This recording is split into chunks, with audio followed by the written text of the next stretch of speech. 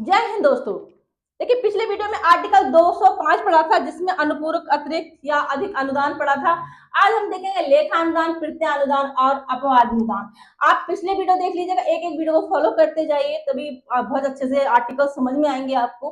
देखिए, जो अनुदान लाए जाते हैं वो संचित निधि से धन निकालने के लिए लाए जाते हैं। कोई भी ग्रांट अगर मांगी जा रही है, ठीक है, तो वो राज्य विधानसभा से स्वीकृत होनी चाहिए, ठीक है, तभी मिलेगा पैसा संचित निधि से। तो प्रोसेस एक ही है, ठीक है। विधानसभा से अनुमोदन चाहिए, विधेयक पास होना चाहिए, राज्य की संचित निधि से पैसा तभी निकल सकता है। तो देखिए, जो अनुदान है, लेखा अनुदान, प्रत्यय अनुदान और अपनुदान, देखिए हम पढ़ रहे हैं भारतीय संविधान का भाग 6 जिसमें राज्य आता है। राज्य विधानमंडल पढ़ रहे हैं हम, राज्य विधानसभा, विधान परिषद, 2 सदन आते हैं, ठीक है। तो देखिए, यह अनुच्छेद तब लागू होता है, कौन सा अनुच्छेद? अनुच्छेद 206 तब लागू होता है जब राज्य की विधानसभा ने अभी तक बजट पारित नहीं किया, ठीक है। बजट पारित नहीं हुआ है तो फिर पैसा कैसे मिलेगा, ठीक है। सैलरीज कैसे जाएंगी, कोई अचानक कोई समस्या आ गई, जैसे कि कोई आपदा आ गई, बाढ़ आ गई किसी क्षेत्र में, कोरोना जैसी महामारी आ गई, ऐसा मान लीजिए, या कोई अंतरराष्ट्रीय सम्मेलन कराना है, ठीक है, तो फिर पैसा कहां से मिलेगा? तो ये तरीके हैं राज्य की संचित निधि से पैसे निकालने के। प्रोसेस वही है, विधानसभा से अनुमोदन चाहिए, विधेयक पारित होना चाहिए, तभी निकाल सकते हैं पैसा। तो देखिए, लेखा अनुदान, देखिए पढ़ लेते हैं। यह अनुदान तब लागू होता है जब राज्य की विधानसभा ने अभी तक बजट पारित नहीं किया, लेकिन फिर भी सरकार को खर्च करने की जरूरत है, तो राज्य सरकार लेखा अनुदान, प्रत्यय अनुदान, अपनुदान के माध्यम से धन निकाल सकती है। लेखा अनुदान सरकार को नए वित्तीय वर्ष के आरंभ में कुछ समय तक खर्च करने की जरूरत और अनुमति होती है जब तक बजट पास नहीं होता, ठीक है।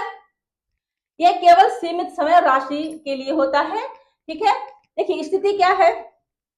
स्थिति है, देखिए एक कम कंडीशन देखते हैं। मार्च महीने में बजट पास नहीं हो पाया, ठीक है, लेकिन सरकार को अप्रैल में कर्मचारियों का वेतन देना है, ठीक है, इसलिए सरकार लेखा अनुदान मांगती है, जो आमतौर पर 2 महीने के खर्च के लिए होता है, ठीक है। सैलरीज कैसे देंगे, ठीक है, तो ये सब चीजें, कर्मचारियों को वेतन वगैरह देना होता है, तो पैसा तो चाहिए, बजट पारित नहीं हुआ है अभी तक, तो लेखा अनुदान मांगती है राज्य सरकार की, पैसा चाहिए, ठीक है। नेक्स्ट है प्रत्यय अनुदान, वोट ऑफ क्रेडिट।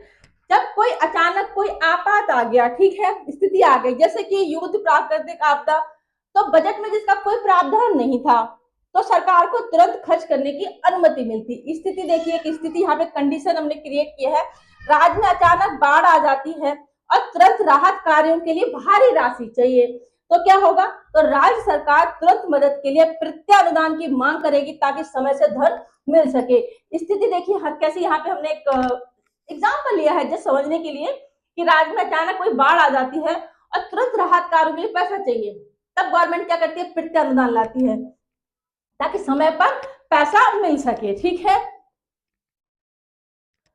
समझ में आया? अब है अपवाद अनुदान, ठीक है, एक्सेप्शनल ग्रांट, ठीक है। एक्सेप्शनल कुछ केस है, जैसे कि मान लीजिए सरकार को अचानक कोई नया अंतरराष्ट्रीय सम्मेलन कराना है, ठीक है, जो कि बजट में शामिल नहीं था, कुछ अचानक से कुछ सम्मेलन कराना, एक्सेप्शनल केस है, हमेशा नहीं होते, ठीक है।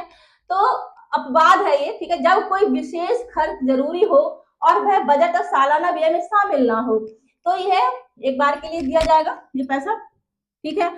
जैसे कि एग्जाम्पल लेते हैं, राजस्थान सरकार को एक अंतरराष्ट्रीय मरुस्थलीय सम्मेलन की मेजबानी करनी थी, यह खर्च बजट में पहले से नहीं था, इसलिए सरकार ने इसके लिए एक विशेष अनुदान मांगा जिसको अपवाद अनुदान कहते हैं, ठीक है, अपवाद अनुदान कहते हैं, एक्सेप्शनल ग्रांट। आया समझ में क्या होता है ये? यहाँ से पैसा मिलता है, ये वाला आपको फिर विधेयक लाना होगा, विधेयक पास करना होगा, संचित निधि से पैसा निकाला है, प्रोसेस वही है, ठीक है। आर्टिकल 206 एक बार हम पढ़ लेते हैं, इसमें क्या लिखा है। हमने यहाँ जो पढ़ाया आपको वो एक सिंपल लैंग्वेज थी ताकि चीजें अच्छे से समझ में आए, उदाहरण देके हमने यहाँ समझाया। देखिए, आर्टिकल अगर 206 आप पढ़ेंगे तो ये भी मैंने सिंपल लैंग्वेज में लिखा है, यदि किसी वित्तीय वर्ष के भाग के लिए कोई अनुमोदन नहीं हुआ है तो विधानसभा अस्थायी रूप से धन की व्यवस्था कर सकती है, ये तब लागू होता है जब तक कि अनुच्छेद 204 के अनुसार विधेयक पारित ना हो गया हो। अनुच्छेद 204 के अनुसार मतलब विनियोग विधेयक लाया जाता है योजनाएं के लिए, योजनाओं वगैरह के लिए विनियोग विधेयक लाया जाता है, पढ़ा था हमने, ठीक है। तब तक ये व्यवस्था होती जब तक कि अनुच्छेद 204 के अनुसार विधेयक पारित ना हो गया हो, ठीक है, तब तक धन मिल सकता है ये।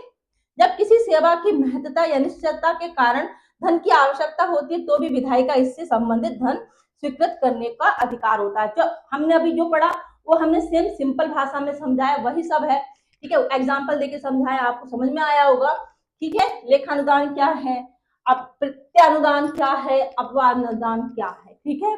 3 तरह के अनुदान है ये। ग्रांट मांगी जाती है जो कि विधायिका इसे स्वीकार करती है, ठीक है। राज्य की संचित निधि से पैसा निकाला जाता है।